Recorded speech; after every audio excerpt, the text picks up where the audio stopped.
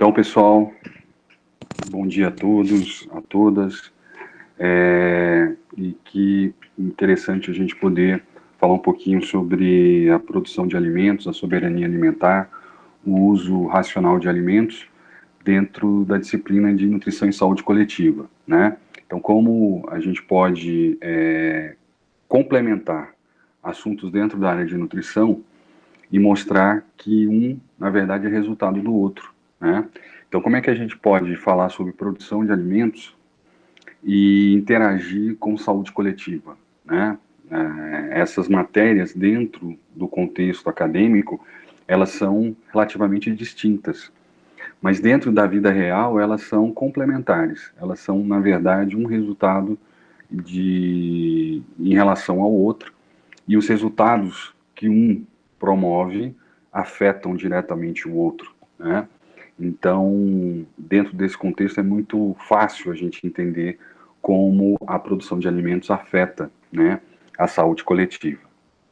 E, dando sequência à nossa atividade anterior, falamos um pouquinho sobre produção de alimentos, sobre o quanto a produção de alimentos, de alguma forma, impacta no meio ambiente. Agora a gente vai falar um pouquinho do quanto a produção de alimentos impacta, né, no que a gente chama de saúde sanitária, né, enquanto, vamos dizer assim, o quanto esse produzir alimentos gera de impacto, né, no saneamento básico e também na produção de dejetos e resíduos que vão, de alguma forma, gerar menor qualidade de vida nas populações e nas coletividades, tá certo? Então, é dentro desse assunto que nós vamos abordar os tópicos de hoje, é dentro desse contexto que nós vamos falar um pouquinho sobre os assuntos da nossa aula, tá ok? Então, a gente já falou um pouquinho disso em aulas anteriores, do quanto a produção de alimentos impacta no meio ambiente, em relação aos resíduos, né, tanto dos implementos agrícolas quanto veterinários podem, de alguma forma, impactar, né, no meio ambiente. Também os resíduos orgânicos que são produzidos tanto na produção de alimentos de origem vegetal quanto alimentos de origem animal podem de alguma forma impactar no meio ambiente. Esse foi o nosso assunto da aula anterior. Nessa aula agora a gente vai falar um pouquinho sobre a produção de alimento em si, quanto a indústria de alimentos impacta diretamente, né, no meio ambiente. Então isso dentro de um contexto sanitário, urbano, o que isso, de alguma forma, gera em relação à saúde e à coletividade.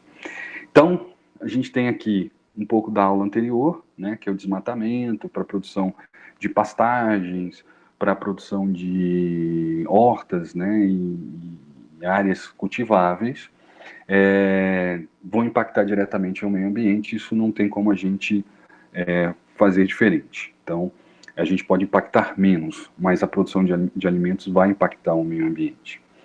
E agora um pouco da aula de hoje, quer dizer, o que é a indústria de alimentos, o que é essa cadeia de produção, a gente chama cadeia tradicional de produção de alimentos, pode de alguma forma impactar no meio ambiente, né? Então vamos dar uma olhadinha. Bem, quando a gente produz alimentos, né, e aí a gente chama de unidades produtoras de refeições ou unidades produtoras de alimentos, né, a gente está falando não só de restaurantes, não só de padarias, não só de unidades que produzem refeições de pequena e larga escala, mas a gente também está falando da indústria de alimentos, né? Então, todo o processamento de alimentos precisa, né, de alguma forma, de um resultado e vai gerar, nesse processo de produção, os seus resíduos, né? Então, toda vez que se produz um alimento, você tem um resultado, que é o alimento em si, mas você tem também ali os resíduos dessa produção, né? Então, foi utilizado água, foi utilizado embalagens para poder, de alguma forma, conservar e transportar esse alimento. Então, toda essa cadeia, ela vai, além de produzir o seu objetivo, que é o alimento, produzir também os resíduos que compõem essa cadeia, né? Então, os resíduos que nós temos são o lixo orgânico, né? Então, cascas, sementes, até aparas do próprio produto vão, de alguma forma, compor isso que a gente chama de lixo orgânico. Nós temos o lixo inorgânico, que vem das embalagens, tanto primárias, secundárias, terciárias, que são fundamentais para a organização, armazenamento, manutenção e também transporte de alimentos. Então, a gente precisa, né, desses insumos para a produção de alimentos. Dentro desse contexto do lixo inorgânico, nós temos o alumínio, que é muito utilizado também na produção de alimentos. Nós temos os óleos, aí a gente está falando de um lixo orgânico, né, que também faz parte desse processo. Então, grande parte dos alimentos vão precisar, durante seu processo de cocção ou de elaboração, de óleos, né, para darem sequência nessa produção, para finalizarem algum tipo de processo de terminação de alimentos. Sabão e detergentes são fundamentais, porque eles vão fazer toda a parte de sanitização e higienização do ambiente, né? E os próprios sanitizantes, né, que são agentes de controle químico ou físicos, que são utilizados durante o processo de produção para eliminação de riscos biológicos de micro-organismos, né? Então, tudo isso, durante o processo de produção de alimentos, tem todo um sentido e eles vão compor essa cadeia, né? Mas, ao final desse processo, muito disso que a gente está falando vira resíduo, né? Vira sobra, vira resto desse processo. E isso vai ter que ser, de alguma forma, jogado fora, né? Ou vai ter que ser, então, de alguma forma, reprocessado, que nós chamamos, então, de logística reversa, e a gente vai falar também na nossa aula de hoje, como uma resposta a tudo isso que a gente está falando, tá certo? Então, vamos dar uma olhadinha, vamos ver como é que isso acontece. Então, dentro desse processo de produção de resíduos na cadeia de produção de alimentos, o que nós vamos ter é sobras, né, tanto do próprio alimento quanto de insumos que são utilizados para a composição e preparo desse alimento, vão ter que ser jogados fora, devido ao excesso, ou até mesmo, né, fazem parte de um processo natural de elaboração e que depois não tem mais sentido dentro da cadeia. A gente está falando da água, a gente está falando de ingredientes que compõem esse processo, como óleos, né, que são feitos para fritura, a gente está falando de aparas do alimento que são feitas, são produzidas, né, durante o processo de elaboração e terminação do alimento. Você tem até o próprio descasque, né, que é necessário para que você possa ter a produção do alimento. E essa casca, essa semente que não são utilizadas vão virar resíduo, tá certo? E eles são chamados de lixo orgânico. São produtos oriundos de matéria orgânica, né? E por eles serem oriundos de matéria orgânica, eles possuem muitos nutrientes. E, portanto, eles serão muito facilmente consumidos por micro-organismos, né, no processo de produção de energia. Muitas vezes através de processos anaeróbios, né, chamados de processo de fermentação. E é através disso que os micro-organismos obtêm assim, a sua energia e podem, de alguma forma, gerar sua própria sobrevivência. Então, o resíduo, ou vamos dizer assim, um resultado desse processo de fermentação de lixo orgânico, ele vai gerar, então, substâncias, principalmente ácidas, né, como o ácido lático, até o próprio álcool e outras substâncias, né, principalmente substâncias à base de acetona, né, como aldeídos e substâncias acéticas, que são altamente corrosivas, né? Então, toda vez que você deixa um lixo orgânico em temperatura ambiente e permite que haja contaminação por micro-organismos, o que vai acontecer ali é a produção de um processo de fermentação. Você vai ter uma grande gama ali de micro-organismos e vários tipos de processo de fermentação vão acontecer no mesmo momento, utilizando o mesmo material. Basicamente, são 3 processos de fermentação que vão acontecer. Quando você tem carboidratos, normalmente vão acontecer fermentação lática e fermentação alcoólica. Você vai ter também um processo de rancificação de gorduras, você vai ter um processo ali também de desaminação de proteínas. Tudo isso acontece pela presença dos micro-organismos. E ao final desse processo, que nós vamos ter são substâncias altamente tóxicas, tá? Produzidas em grande quantidade, e também uma alta produção de gases, porque esses processos de fermentação e desaminação proteica e até mesmo de rancificação podem gerar ali substâncias gasosas, né, bastante tóxicas para os seres humanos. Então, a gente vai ter uma alta produção de substâncias carbonadas, né, monóxido, dióxido de carbono, devido a esse processo de fermentação, e alguns gases como metano também podem ser produzidos, principalmente no processo de rancificação de gorduras, né? Então, você tem ali uma alta concentração de substâncias tóxicas e de gases tóxicos, que são advindos desse processo de fermentação de resíduos, né? Então, isso já é um processo de impacto ao meio ambiente. Então, toda vez que eu produzo lixo, seja ele caseiro ou da indústria, né? E que todos eles, de alguma forma, fazem parte dessa cadeia de produção de alimentos, né? Seja no ambiente doméstico, seja no ambiente da indústria. Eu vou ter ali uma grande quantidade de resíduos que vão ser armazenados e acumulados de uma forma onde você vai ter temperatura, substrato, que é a própria matéria orgânica, e água, né?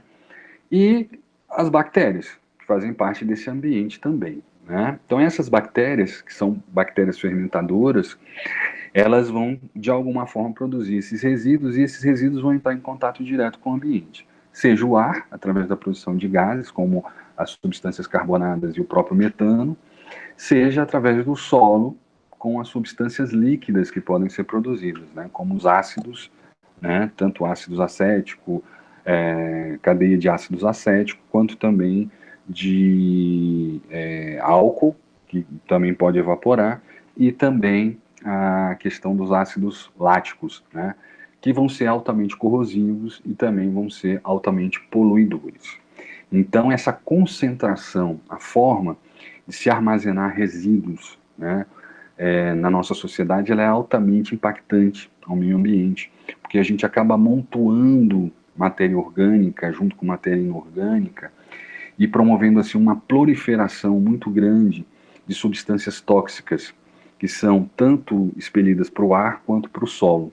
Quando a gente fala de solo, a gente está falando da capacidade também de absorção do solo por essas substâncias, né? Que vão de alguma forma contaminar não só a flora e a fauna, mas também os recursos hídricos, né? Que estão ali naquela região que a gente de alguma forma já ouviu falar várias vezes. Então é necessário que você tenha aterros sanitários produzidos de forma a incorporar essa matéria orgânica, esse lixo orgânico, de tal forma que você consiga aprisionar esses gases e promover uma área de impermeabilidade do solo, justamente para você poder impedir que haja essa contaminação. Se a gente não tiver um aterro sanitário adequado, se a gente não tiver um local de armazenamento de resíduos orgânicos e inorgânicos adequados, o que vai acontecer é que a gente vai acabar, de alguma forma, impactando negativamente, não só nas comunidades que estão ali próximas, mas também, né, em recursos hídricos muito importantes. A gente vai matar grande parte das bactérias que tornam esse solo vivo dessa região, porque essas substâncias tóxicas, elas são também tóxicas para esses agentes regeneradores do solo. Então a gente vai ter ali um solo infértil por muito tempo, né, devido ao acúmulo de substâncias tóxicas. Nós vamos ter a contaminação de lençóis freáticos, de corpos hídricos que possam estar próximos ou abaixo, né, desse solo. Nós vamos ter a contaminação da fauna e da flora, porque você acaba tendo ali um acúmulo de pragas e vetores urbanos também que vão, de alguma forma, fazer parte desse processo, seja o pombo, o urubu, aves de rapina, ratos ou insetos, né, de maneira geral. Então esses animais serão contaminados também por esse processo e vão disseminar essa contaminação por outras regiões, né? E e essa proliferação de pragas e vetores urbanos também pela alta concentração de recursos, de matéria-prima, portanto de alimentos ali, vão também de alguma forma gerar um ambiente muito desequilibrado, tá certo? E a própria utilização dessa matéria orgânica por coletividades, por comunidades, né, através do processo ou de coleta e reciclagem de lixo, né, no caso dos catadores de lixo, ou até mesmo pela utilização dessa matéria orgânica como alimento para criações, você acaba de alguma forma criando uma contaminação longitudinal bastante extensa, né? Então, de um local de acúmulo de lixo, você acaba passando essa contaminação para uma quantidade muito grande de pessoas. A gente chama isso de contaminação longitudinal ou contaminação horizontalizada, porque você acaba passando essa contaminação para criações que vão consumir esse lixo, animais que podem consumir esse lixo e vão ser utilizados depois como alimento humano, e aí essa contaminação acontece de forma indireta em quem consome esses animais. Então, alguns pequenos criadores pegam lixo, né, de restaurantes ou indústrias e acabam utilizando como alimento, né, os resíduos, né, os sobras de restaurantes e tudo mais acabam sendo utilizados como alimento para criações, e essas criações depois vão ser abatidas e vendidas e, portanto, podem ali, de alguma forma, gerar o que a gente chama de contaminação indireta. E olha aí a saúde coletiva sendo abalada, né? Olha aí. E também as pessoas que moram próximos, porque grandes aterros sanitários ou grandes lixões são demandadores de mão de obra, né? Direta ou indireta. Então você acaba em volta do lixo tendo uma coletividade que vive do lixo, né? Vive tanto da catação do lixo e, portanto, da coleta e análise e reciclagem do lixo, como vivem também, em alguns casos, do próprio consumo desse lixo, né? Seja na área de armazenamento, seja no local onde esse lixo vai ser recolhido, né? Então, é muito comum nas grandes cidades pessoas estarem ali procurando alimento dentro do lixo, né? Do lixo de supermercados, do lixo de restaurantes, do lixo da própria indústria de alimentos.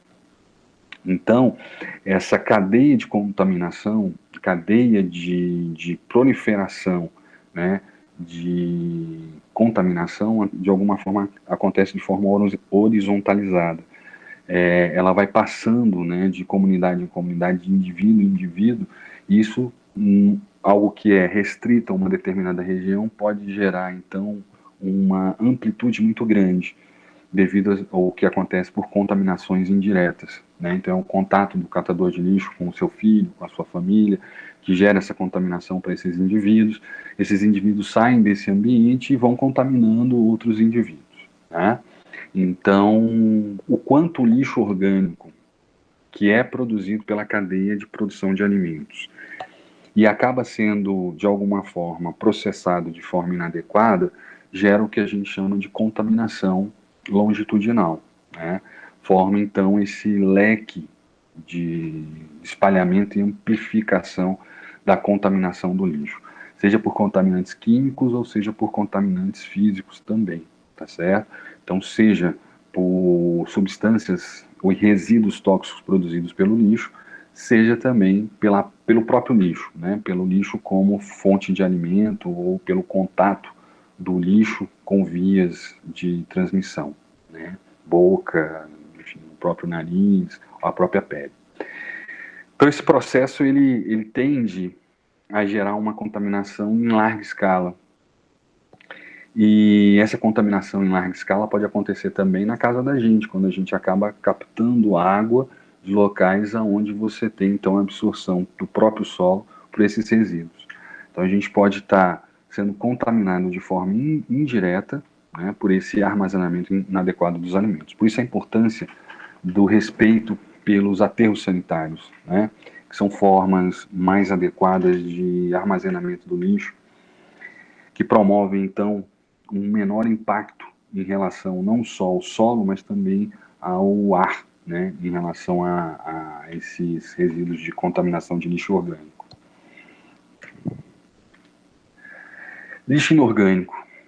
está ali próximo também, faz parte desse processo, né? É quase que indissociável em relação ao lixo orgânico, né? Mas também faz parte desse processo. São as garrafas PET, as sacolas plásticas, né? As latas de alumínio, que são também desprezados, né? E são resíduos da linha de produção de alimentos, tanto de forma caseira quanto de forma industrial, porque o PET, né, que é o plástico,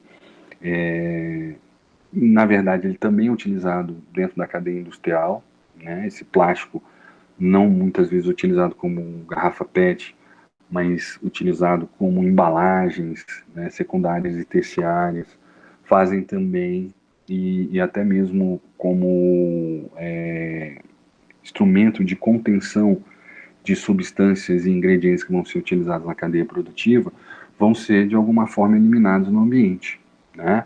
E se a gente não tiver um processo de reciclagem, chamado de logística reversa desse processo, a gente acaba de alguma forma acumulando isso no meio ambiente, né? Então, na casa também, a produção de alimentos e o próprio consumo, né, acaba de alguma forma gerando uma alta concentração de lixos e principalmente lixo inorgânico.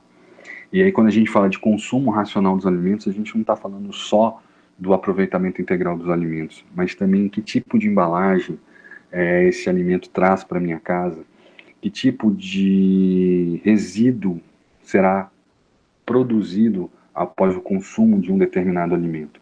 Isso também muitas vezes a gente não leva em consideração, mas isso faz parte desse processo de consumo racional de alimentos, né? Quando a gente fala consumo racional de alimentos, pensa de forma mais simplificada que a gente está falando só do alimento em si, mas a gente também está falando do conteúdo, né, que vem junto com esse alimento, né, dos insumos que vão fazer parte também desse processo. Então, a sacola plástica que vem do supermercado, será que é necessário tanta sacola plástica? Será que a gente pode dar preferência a produtos que são armazenados não em garrafas PETs ou produtos plásticos, mas em produtos que possam ser mais facilmente reciclados ou que possam ser degradados com maior facilidade, né? Isso faz parte também daquilo que a gente chama de consumo racional dos alimentos, né?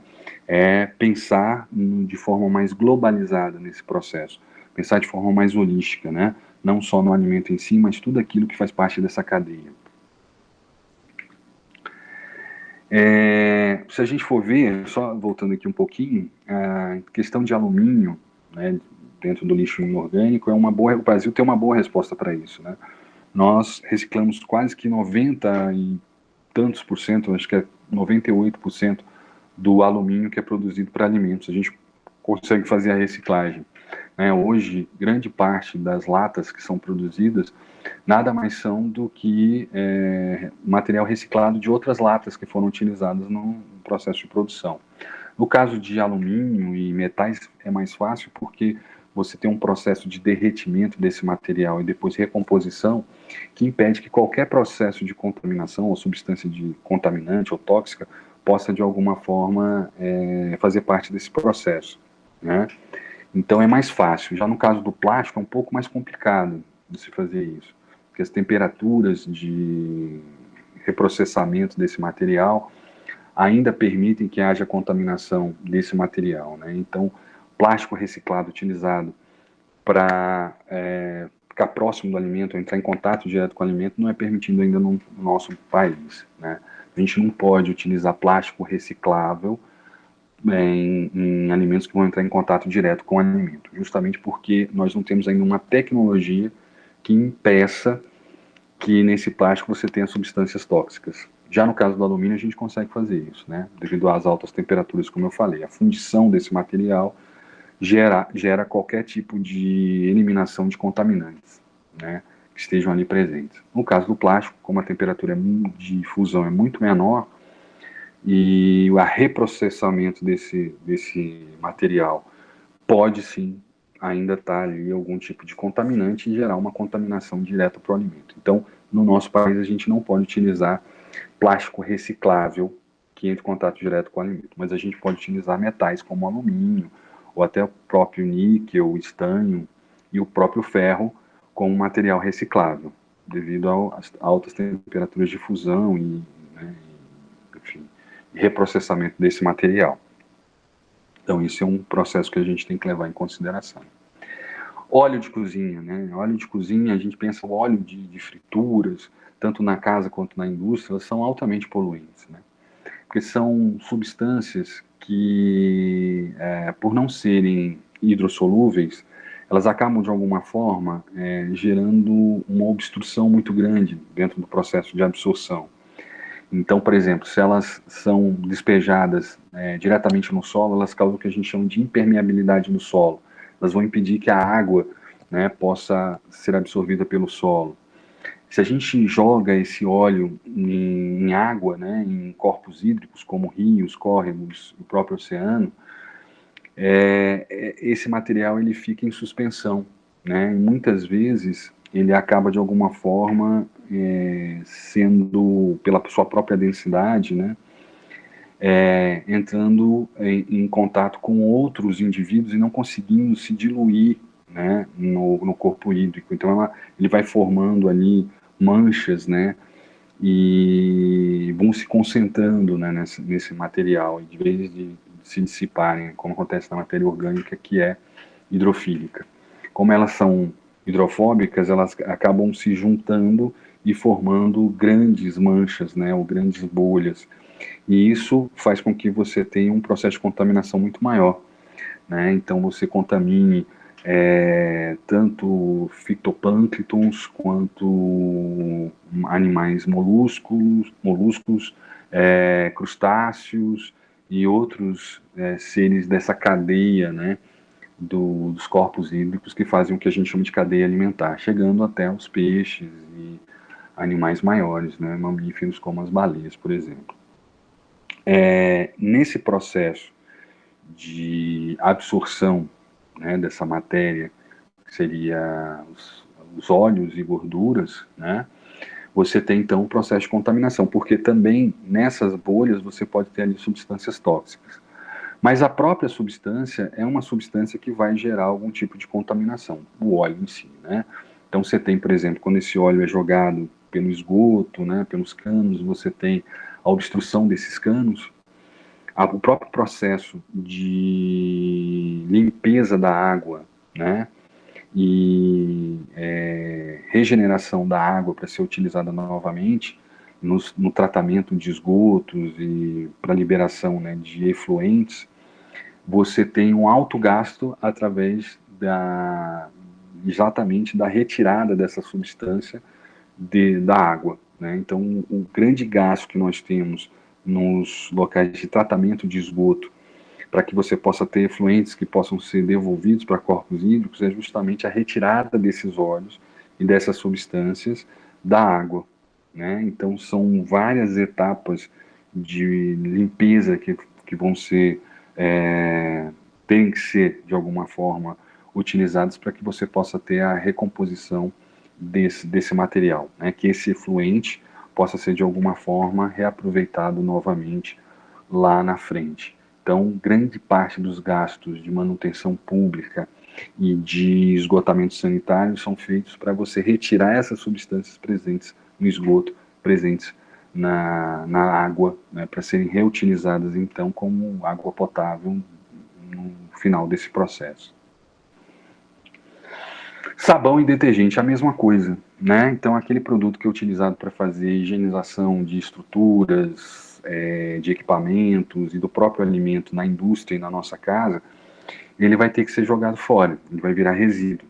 E ele acaba saindo pelo esgoto, pela área de esgotamento sanitário.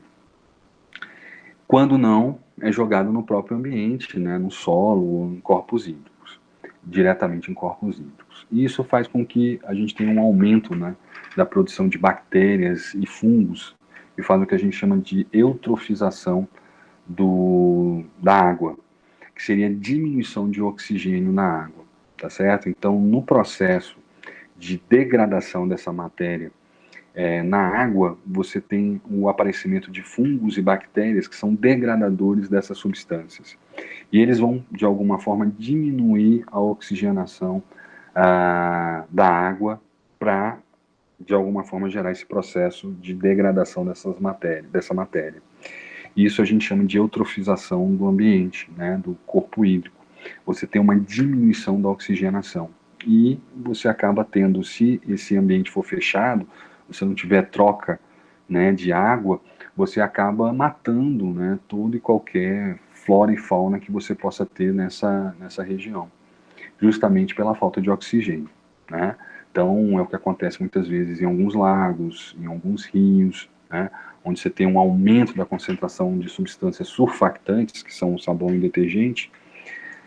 Você acaba, no processo de degradação dessas substâncias, diminuindo a oxigenação, e se esse rio tiver com um volume muito pequeno, tiver uma diminuição da entrada e saída de água, você acaba tendo a morte dos indivíduos que estão ali presentes. Tanto da fauna, né, que são os peixes, crustáceos e outros indivíduos ali presentes, quanto da flora, porque você tem ali as algas também, né, que fazem parte desse processo. E que são elas que vão fazer, então, o aumento da oxigenação desse corpo hídrico, né? Outros indivíduos, como moluscos e crustáceos, que fazem a filtragem da água para a sua própria alimentação, vão se contaminar com essas substâncias, porque elas vão filtrar e vão, de alguma forma, se contaminar por essas substâncias, né? O processo de filtragem que acontece no corpo desses indivíduos vão gerar ali um aumento desse resíduo e um armazenamento desse resíduo. E, como a gente já falou, as subestações e as estações de tratamento de água e esgoto das grandes cidades vão ter muito trabalho para poder recuperar essa água, né? Tornar esse efluente um efluente potável, justamente pela alta concentração de substâncias, não só gorduras, mas também substâncias sulfactantes, que é o caso do sabão e detergente, que precisam de uma alta concentração de substâncias para poder fazer, então, a sua retirada. E depois esse material tem que ser jogado fora em algum lugar, e acaba indo também para os lixões ou aterros sanitários, aonde vão poluir esse ambiente se não forem, de alguma forma, trabalhados de forma adequada. Sanitizantes, né? Cloro, álcool, substâncias sanitizantes também são utilizadas na indústria de alimentos e também na nossa própria cozinha. E elas são despejadas no esgoto, na pia da cozinha, né? Nos ralos, e vão de alguma forma parar em algum momento ou no solo ou em corpos hídricos. E todo o processo que a gente falou, da mesma forma que faz a morte de micro-organismos presentes nos alimentos, micro-organismos patogênicos presentes nos alimentos, também vão matar micro-organismos não patogênicos, tanto no alimento quanto nos locais onde eles vão passar depois da sua utilização. Então, nos rios, no próprio solo, essas substâncias vão matar micro-organismos benéficos, né? Que fazem parte do início da cadeia alimentar de alguns animais e também fazem parte do que a gente chama de microbiota do solo, ou microbiota dos rios, ou corpos hídricos, né? São micro-organismos benéficos nesse solo e nesses corpos hídricos que são fundamentais para o crescimento de outros indivíduos e, portanto, da cadeia alimentar e da cadeia harmônica ali desse ambiente, né? Então, da mesma forma que mata bactérias patogênicas, também vai matar bactérias benéficas, né? Bactérias importantes de defesa e muitas vezes também de produção de oxigênio nessas áreas, né? Como as próprias algas. Então, essa contaminação das águas acaba também acontecendo pelo uso de sanitizantes que são fundamentais para a produção de alimentos. Então, veja o quanto a produção de alimentos ela pode gerar um estado de não saúde para a coletividade, né? Principalmente coletividades próximas a essas indústrias ou próximas a onde são feitos o despejo desses resíduos, né? Então, realmente, a produção de alimentos, não só lá na fazenda, né, lá no manejo animal, lá na colheita, impactam no meio ambiente, né? Então, a produção de alimentos com agrotóxicos, com hormônios, antibióticos, que nós vimos na nossa aula inicial. mas a produção em si de alimentos na indústria e os resíduos que são lançados nessa indústria são altamente poluidores e acabam de alguma forma gerando esse impacto para as comunidades próximas e gerando o que a gente falou, né, essa contaminação longitudinal, né, horizontalizada. E aí isso faz necessário, então, que a gente possa gerar políticas de reaproveitamento e diminuição desse impacto, né? A gente chama isso de logística reversa. É importante que a indústria que produz o alimento também tenha a responsabilidade de gerar o que a gente chama de logística reversa, que é diminuir o impacto dessa produção, né? O mínimo ao máximo possível, gerando o mínimo possível de resíduos. Então, esse processo é planejado e praticado e voltado para diminuir, então, o impacto ambiental realizado pelo processo produtivo, chamado, então, de logística reversa dos alimentos. E aí, a gente acaba utilizando 5 R's. Eu vou botar só 3 aqui, mas são mais 2 R's que a gente pode utilizar, que é reduzir, reutilizar e reciclar, né? Mas você tem outras possibilidades, mas a gente vai utilizar os 3 R's mais básicos, né? Reduzir, reutilizar e reciclar. Como é que a gente pode fazer isso dentro desse processo de logística reversa? Então, uma das coisas que a gente tem que fazer em termos de produção de alimentos é pensar na diminuição do gasto de energia. O quanto eu posso produzir um alimento utilizando o mínimo possível de energia para gerar essa produção, gerar esse produto. Então, passa desde da distância que eu tenho entre onde é produzido o alimento e onde ele vai ser, de alguma forma, processado. Quanto menor for essa distância, menos combustível a gente gasta, menos deslocamento de transporte a gente vai ter. Então, isso gera menos gasto de energia. A gente está utilizando o combustível como uma energia. Então, esse planejamento da indústria estar mais próximo do local de produção do alimento faz com que você gaste menos energia. Gastando menos energia, menos combustível, você tem aí um processo de redução, gerando assim um menor gasto, né? Uma diminuição da produção de energia necessária para se produzir o alimento. Outra coisa é a revisão de todos os equipamentos do processo. Quanto menos energia a gente gastar, energia elétrica a gente gastar durante esse processo, otimizando esse processo com maquinários mais modernos, menos, né, consumidores de energia, melhor. Isso acontece também na casa da gente. Trocar refrigeradores, máquinas que gastam grande quantidade de energia por equipamentos mais econômicos, geram uma das pernas desses R's, né, que é o processo de reduzir o consumo de energia. Utilizar luminárias, lâmpadas mais econômicas, né, de vez de incandescentes, se trocar por lâmpadas de LED para a produção de alimentos, na indústria de alimentos, você gasta menos energia. Quanto menos energia a gente gastar nesse processo, menos a gente vai ter que produzir energia. E a produção de energia, seja ela energia fóssil ou energia através de corpos hídricos ou energia elétrica, geram também impacto no ambiente. Então, pensar nessa cadeia desde, né, de todo o processo de produção de energia até o final dela, reduzindo o máximo possível, né, fazendo a manutenção preventiva de equipamentos, troca de equipamentos ineficientes, diminuição, né, do deslocamento de insumos e ingredientes. Isso, de alguma forma, a gente está pensando na redução e de impacto no meio ambiente. A diminuição também do consumo da matéria-prima, a reutilização, por exemplo, integral dos alimentos, né, utilizar cascas, sementes, se não forem na produção de novos alimentos, mas também na produção de novos insumos nessa cadeia, como adubo, por exemplo, né, um processo de compostagem. Então, pensar também que nas sementes e nas cascas é onde a gente vai encontrar maior concentração de nutrientes, principalmente sais minerais, né, e vitaminas. Então, por que não produzir alimentos pensando justamente na utilização dessa matéria-prima que normalmente é jogada fora, né? Como aproveitar integralmente o alimento, não só na nossa casa, mas também na indústria de alimentos. A produção de alimentos provenientes, né, desses recursos são, além de serem mais saudáveis, podem também, de alguma forma, diminuir esse impacto. Consumo consciente de alimentos. Será que é necessário usar todos esses ingredientes? Será que é necessário usar essa quantidade? Será que essa quantidade não é uma quantidade excessiva e que vai, de alguma forma, ser jogado fora lá no consumo final? Então, é utilizar realmente o porcionamento, né? Repensar o porcionamento de alguns alimentos que são produzidos na indústria. Será que eu preciso ter uma lasanha tão grande assim? Ou será que eu preciso ter uma lasanha tão pequena que para o consumo eu tenho que usar duas, e duas é muito, e acaba sobrando?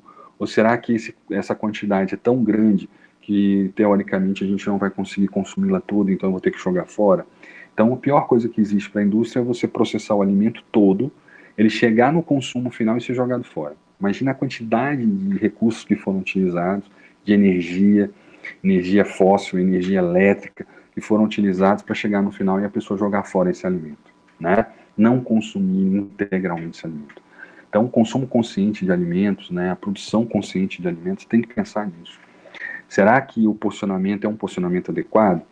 Será que para os dias de hoje essa quantidade é suficiente, ou ela é excessiva, ou ela é insuficiente e a pessoa vai ter que consumir dois, e ao consumir dois ela aí se torna totalmente excessiva?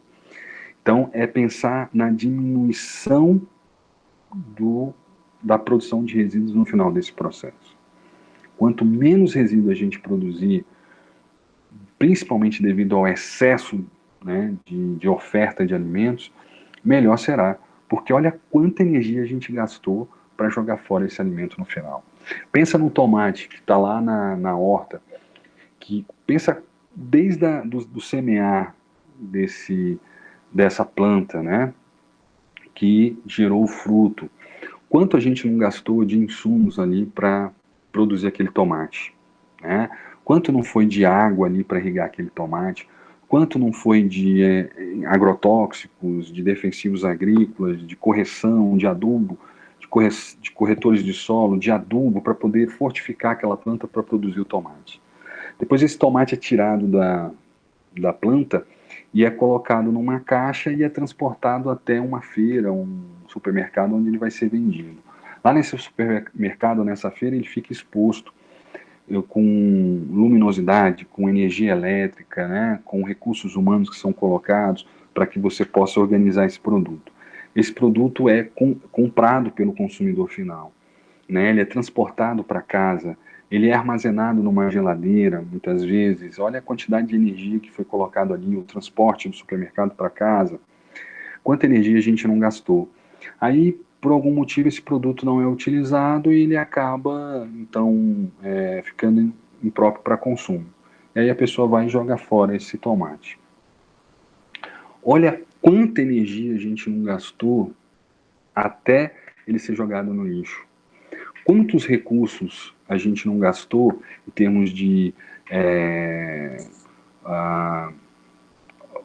água que foi necessária para regar aquela planta, né? Em termos de, enfim, de recursos hídricos, de quanto de combustível não foi necessário para fazer o transporte lá da área de produção até a zona urbana, quanto a gente não gastou de energia elétrica para armazenar esse produto, tanto no supermercado quanto na casa da gente, para chegar no final e você jogar fora. Então, olha quantos recursos não foram utilizados, quanto de energia, de gasto de energia humana e de recursos minerais e, enfim, não foram utilizados ali para gerar, né, esse processo que não foi consumido, que não houve a consumação final, né? Então, é o que a gente chama de consumo consciente dos alimentos, é o consumo racional dos alimentos. É pensar realmente, será que eu preciso disso? Será que é necessário eu guardar esse produto por muito tempo na minha geladeira? Será que não corre o risco dele se perder? Será que comprar em menor quantidade e observar o consumo e, se necessário, comprar mais, e nunca o contrário, comprar muito e desperdiçar se for o caso, será que não é uma forma mais consciente da gente, da nossa relação, gerar uma relação com o alimento, né, de um consumo adequado, racional e consciente desse recurso, né, desse produto? A água, né? A água, se a gente for pensar, 3/4 da superfície terrestre é coberta por água, mas essa água, em grande parte, é água salgada, né? Que precisa, então, passar por todo um processo de dessalinização se a gente quiser utilizar. Só 3% é de água doce. E desses 3%, só 0,1% é para abastecimento, porque grande parte dessa água doce está na forma de gelo, né? Então a gente está falando de forma geral essa água. Então só 0,01% é para abastecimento humano, sendo que 70% a gente usa para irrigação e para manejo animal. Só 10% é utilizado para água potável para consumo domiciliar. Então veja que apesar do planeta Terra ser composto por uma grande parte de água, e as moléculas de água e a própria água são um recurso abundante dentro do planeta Terra, para abastecimento e, portanto, água potável para ser utilizada para o consumo humano, a gente só usa 0,01% dessa água. Né? O resto está na forma de água do mar, de gelo, né? Ou até mesmo água poluída que a gente não pode, de alguma forma, utilizar sem que ela passe por um processo de tratamento ou que ela realmente faça todo um processo de ciclo de reciclagem natural, né? Que sai da absorção pelo solo, evaporação e volta, né, um processo de chuva. Então, olha como a água, apesar de aparentemente ser um recurso bastante abundante, ser escassa a água para uso, para abastecimento humano. Né? Então, o quanto a gente tem que ter cuidado, né, no uso da água. Nós passamos, aqui no Distrito Federal e no Brasil como um todo, um processo de racionamento de água, justamente por uma diminuição, né, do movimento de chuva, né, do afluxo de chuva na nossa região. O quanto a gente deu valor à água, né? Quanto a gente diminuiu o tempo de banho, quanto a gente pensou e racionalizou o uso da água. Isso num momento de falta. Quando a gente acaba de alguma forma tendo um excesso, né, desse recurso, a gente muitas vezes não pensa no quanto essa água que chega na minha casa custa, né? E o quanto reciclar essa água, torná-la potável novamente, gera de custo não só para a minha sociedade, né, mas também como para as instituições públicas. Então, usar essa água de forma inconsciente, de forma abundante, é uma irresponsabilidade. A gente tem que pensar, né, que aquela água que sai na minha torneira, que sai ali no meu filtro, ou que sai no meu chuveiro, para chegar ali, precisou de uma grande quantidade de recursos, né, precisou de uma grande quantidade de energia para poder chegar até ali. E desperdiçar essa água é desperdiçar dinheiro, é desperdiçar recursos. Né? Então, reciclar essa água e usar de forma consciente é o mínimo que a gente pode fazer. Como a gente já falou, então, a outro pé desse processo é o processo de reciclagem, coisa que já temos em algumas áreas isso bastante desenvolvido, né? No caso do alumínio, quase 100% do alumínio que é produzido no Brasil é reciclado. Papel também, a gente acaba de alguma forma tendo um processo de reciclagem, não é o que deveria, né, quanto deveria, até porque o papel vai ter ali substâncias tóxicas que impedem a sua reciclagem, então toda vez que esse papel tem tinta, essa tinta, dependendo do tipo de tinta, não pode gerar um processo de reciclagem. Muitas vezes também ele é contaminado por outras substâncias como óleos, graxas, e outras substâncias tóxicas que impedem a reciclagem desse processo. Mas uma grande parte do papel pode ser sim reciclado e é reciclado no nosso país. O plástico também, né, ele não é hoje muito adequado para reciclagem para alimentos, mas ele é sim utilizado para outras finalidades, como vassouras, móveis, até camiseta, hoje tecido pode ser feito de plástico reciclável. O óleo que a gente usa na cozinha, quando ele é refinado e passa na indústria, ele pode ser utilizado como óleo automotivo, ele pode ser utilizado para a produção de outras substâncias, né? Outros engraxantes da indústria e pode ser reaproveitado em outros locais. E o próprio lixo orgânico, grande parte dele pode ser utilizado como compostagem, né?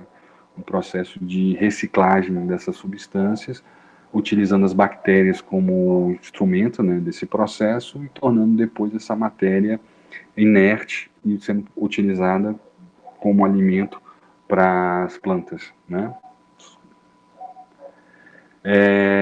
Papel comum demora em torno de 2 a 4 semanas para poder se degradar no ambiente, então aquele papel que você joga hoje, provavelmente daqui a 4 semanas ele já vai estar sendo degradado por bactérias no ambiente. A casca de banana, que tem uma concentração muito grande de lignina, que é uma substância à base de carboidrato, né, de glicose, que possui ligações bastante fortes, elas demoram em torno de 2 anos para se degradarem no ambiente. As latas, que são feitas de estanho, de ferro, cobre, vão demorar em torno de 10 anos para se degradarem no processo de oxidação do solo. Vidro demora 4 mil anos para poder se degradar, né? Então, olha o quanto um vidro demora para sofrer o processo de degradação no solo. Os tecidos, né, principalmente tecidos artificiais, né, como nylon, né, que usam ali alguma coisa de plástico, vão demorar em torno de 100 a 400 anos para serem degradados no solo, de forma natural. A ponta de cigarro demora em torno de 10 a 20 anos para se degradar, devido ao tipo de fibra que é utilizado. Couro, 30 anos para se degradar. Embalagens plásticas, aquela garrafa PET que é jogada no meio ambiente, de 30 a 40 anos para poder, então, as bactérias degradarem esse material. Cordas de nylon, de 30 a 40 anos.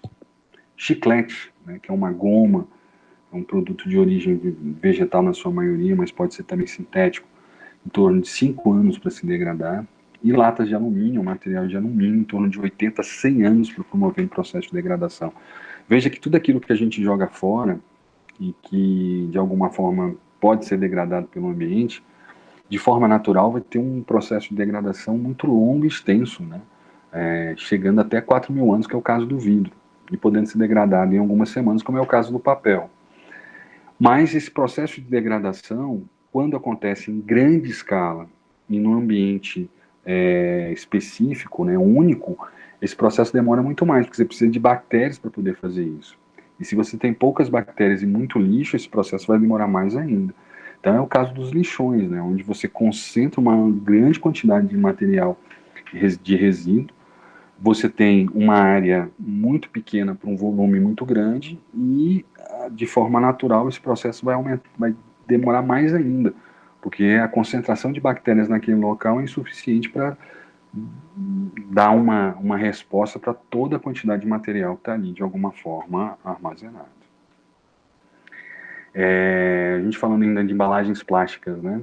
A gente pode ver o seguinte, que as embalagens de alimentos não podem ser compostas por material de plástico reciclado, a gente já falou sobre isso, né, devido ao processo de reciclagem do plástico permitir ainda que existam matérias tóxicas nesse componente.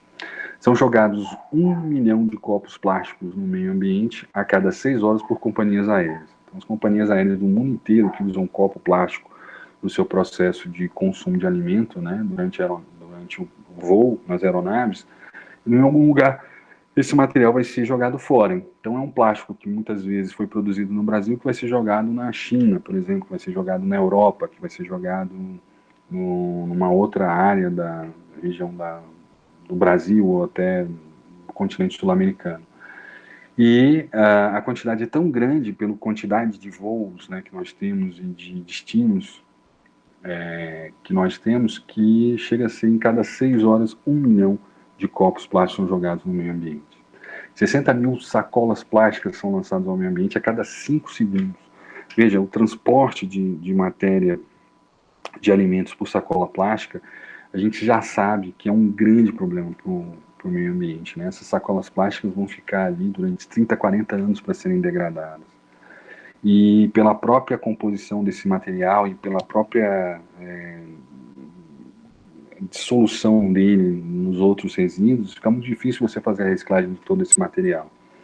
Mas a gente precisa ter vamos dizer assim, uma força política, um pensamento de como processar esse nosso lixo e reutilizar esse lixo da melhor forma possível, porque grande parte do lixo que a gente está produzindo vai se acumulando, né, e acaba não sendo reaproveitado. E esse acúmulo acaba, de alguma forma, não só impedindo que a gente possa produzir novos produtos com novos recursos, como também sendo um grande problema de o que fazer com esses produtos, né? Então, se a gente for ver que com as chuvas e, enfim, com as enchentes, esses produtos são levados até o mar, vai chegar um momento que a gente vai ter mais lixo no mar do que peixe. E esses produtos, se não forem, de alguma forma, coletados e retirados desse corpo hídrico, o que nós vamos ter é a morte, né? Porque isso impede a passagem de raios solares, vai impedir o processo de fotossíntese por algas, você tem ali a própria ingestão desse material por alguns animais, onde você tem a morte, né, de grandes peixes e de outros, né, indivíduos, justamente pelo abocanhamento, né, e a morte e sufocamento por esse material. Então isso é um problema mundial, e devido às marés e deslocamentos ali dos fluxos de água, né, e movimentos marítimos, eles acabam se acumulando em regiões específicas do mundo, né, onde você tem ali verdadeiros lixões que impedem até a transposição, né, de barcos, de embarcações, e geram a morte de qualquer tipo de ser vivo ali naquela região. 2 milhões de garrafas PET são lançadas no meio ambiente a cada 5 minutos, né? E copos plásticos, quando aquecidos, podem liberar substâncias que são análogas ao hormônio humano, que também é outro problema, né? Esses copos plásticos, quando aquecidos, liberam uma substância, né, que podem, de alguma forma, quando absorvidos pelo nosso organismo, serem confundidos com hormônios análogos, né? São substâncias análogas a hormônios humanos. E isso pode estar gerando problemas sérios, né? Principalmente no caso do estrógeno, né? E pode estar gerando um aumento, né, de doenças que são, vamos dizer assim, originadas, né, pelo excesso de estrógeno no nosso organismo, como, por exemplo, câncer de mama e outros tipos de cânceres, principalmente do útero, né, mas principalmente da mama. Então, esse é um grande problema, né? O que fazer com essas substâncias, né? Bem, uma outra forma de reciclar esse processo é através da compostagem, né? É a utilização da matéria orgânica como uma forma de degradação por bactérias, né? Esse processo é um processo natural que acontece no solo. Então, toda vez que a gente joga matéria orgânica no solo e você tem um equilíbrio entre a quantidade da matéria que vai ser decomposta e um número de bactérias que estão ali presentes no solo, isso acontece de forma bastante natural e harmônica, né? Então, ocorre então um processo de degradação. São em 3 etapas, a gente chama então a etapa de decomposição, semi-maturação e umificação, né? No processo de degradação e decomposição, que é a primeira etapa, aquela dura em torno de 15 dias, você tem a degradação dos carboidratos. E por isso você tem uma produção muito grande de energia, e isso vai ser, de alguma forma, demonstrado através da produção de calor. Então você tem ali a produção de temperatura nessas regiões que podem estar em torno de 65 a 70 graus. Então quando você faz ali um amontoado, né, de matéria para decomposição, os primeiros 15 dias você tem a saída ali de fumaça, muitas vezes, né, dessa matéria, que é justamente a energia que é dissipada pela degradação de carboidratos. Você tem a produção de etanol, produção de ácido lático, produção de substâncias à base de cetona e aldeídos, né? E isso gera bastante energia. Depois você tem um processo que vai durar em torno de 2 a 4 meses, que é a etapa de semi-maturação, né? Que aí acontece a deposição e fixação do solo do nitrogênio, que é o processo de desaminação de proteínas por bactérias. Então você tem a quebra de grupos aminas e a degradação de hidrogênio, oxigênio. Então você tem um processo de oxigenação dessa matéria e a fixação do nitrogênio no solo. Isso acontece também não só como no primeiro, no segundo também pela ação de bactérias. Essa temperatura é um pouco menor, está em torno de 30 a 45 graus, e ela deve durar em torno de 2 a 4 meses para poder acontecer de forma natural, né? E a etapa de umificação, que é quando você, então, produz um humus, que é essa matéria inerte, né, altamente nutritiva, mas que não tem mais como gerar, vamos dizer assim, nutrientes para as bactérias, é o processo de degradação da celulose e da lignina, né? Então, são substâncias mais difíceis de serem degradadas. E aí você precisa de bactérias muito específicas para fazer isso, mas elas estão presentes no solo também. A temperatura é muito menor, porque você tem uma menor produção de energia, e ela dura em torno aí de 1 mês a 60 dias, 1 mês a 2 meses. Então, todo o processo de degradação e decomposição de matéria orgânica dura bastante tempo. A gente vai ter em torno de quase 4 meses, 6 meses, para que você possa ter um processo de umificação, né, que é onde você vai ter ao final o humus, que é essa matéria inerte, que é o que a gente chama então de compostagem. Então, é bastante grande esse processo em termos de tempo, mas a gente consegue, de alguma forma, fazer esse processo de degradação. Agora, você imagina se você aumenta a concentração de substância orgânica numa área muito restrita de solo, a quantidade de matéria para ser degradada é muito grande e a quantidade de indivíduos para degradar essa matéria é muito pequena. Então você acaba tendo um aumento desse tempo, né, justamente pela pouca quantidade de indivíduos degradadores. E às vezes até essas substâncias acabam sendo tóxicas e eliminando esses indivíduos. Por isso, acumular lixo em áreas restritas, sem o processamento adequado, gera a morte da microbiota desse solo. Aqueles indivíduos que seriam indivíduos de degradação e promoveriam o processo então de reciclagem dessa matéria, eles vão ser intoxicados pela grande concentração de substâncias orgânicas, de resíduos orgânicos. Então é importante que a gente possa cuidar muito dessa microbiota do solo, que a gente possa utilizar áreas diferentes para poder deixar áreas de descanso, onde essas bactérias vão crescer, vão se avolumar, para que a gente possa ter, então, áreas diferentes de degradação e decomposição. Se a gente fizer num local só, a gente acaba matando aquela microbiota, ao invés de deixar ela crescer, né? Então é importante a gente ter áreas de descanso para poder fazer todo esse processo. Uma forma também interessante da gente fazer esse processo de compostagem é através da vermicompostagem, é utilizar minhocas, né, ou vermes para poder fazer esse processo de compostagem, acelerar esse processo de compostagem, né?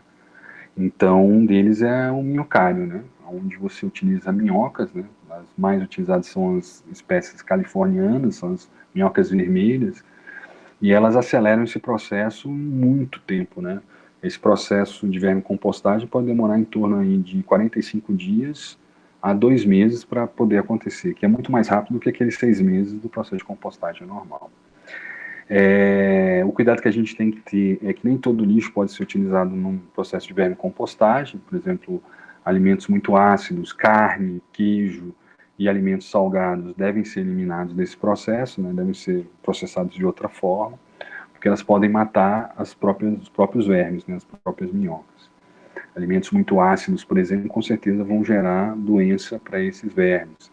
Carne em excesso, produtos com alta concentração de proteínas, também não vão ser facilmente digeridos, processados por esses vermes, né? Aí você precisa de bactérias. E alimentos salgados vão matar esses indivíduos também. Então, muito cuidado com o tipo de matéria orgânica, ela tem que ser selecionada para não gerar a morte desses indivíduos. Esses indivíduos vão consumir, então, essa matéria.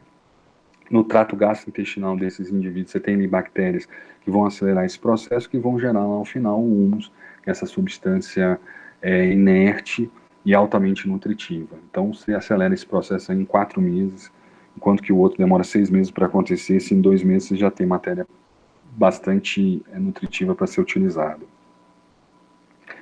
E durante esse processo você tem um processo de fermentação natural das bactérias que estão ali presentes no solo, e você ainda tem um substrato líquido que a gente chama de fertilizante orgânico, que pode ser também utilizado, né, que fica ali na parte mais baixa dessas caixas, né, dos minhocários, que podem ser utilizados também como agentes nutritivos, né, que são substâncias líquidas que são retiradas, né, nutrientes líquidos, que são lixiviados pela água, e que podem depois ser utilizados como fertilizantes orgânicos, né?